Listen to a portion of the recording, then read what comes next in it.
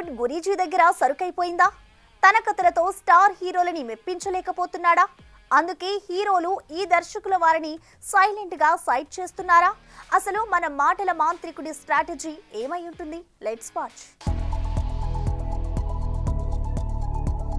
త్రివిక్రమ్ ప్రాసలు పంచులకు పెట్టింది పేరైన ఈ స్టార్ రైటర్ కమ్ డైరెక్టర్ తన మాటలతోనే స్వయంవరం, చిరునవ్వుతో అతడు, జల్సా, అత్తారింటికి దారేది వంటి అనేక సినిమాల్ని బ్లాక్ బస్టర్ చేశాడంటే అతిశయోక్తి కాదు. అలాంటి ఈ స్టార్ వదిలిన గుంటూరు కారం ఘాటు ఆడియన్స్ కి గట్టిగానే తాకింది.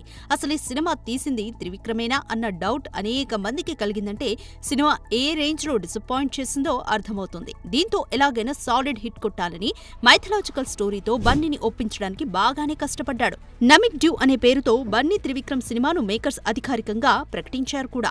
ఇక ఈ సినిమా సెట్స్ మీదకి పోవడమే తరువాయి అన్న టైంలో సరిగ్గా దూసుకొచ్చాడు Atlee. Solid budget, crazy remuneration, Hollywood range, ఇంకేం బన్నీ కూడా టెంప్ట్ అయిపోయి చెన్నై చెక్కేశాడు. అయితే గురూజీ మీద నమ్మకం లేకే ఇలా ఎస్కేప్ అయ్యాడన్న టాక్ కూడా వినిపిస్తుంది.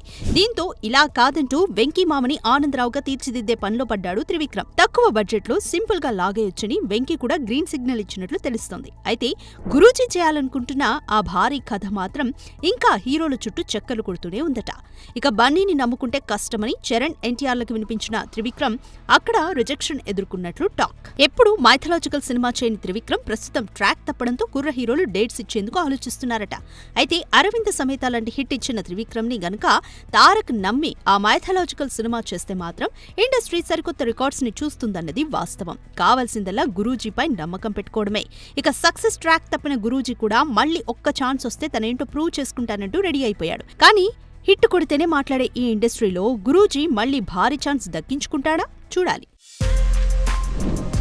For more videos like this, subscribe Big TV channel.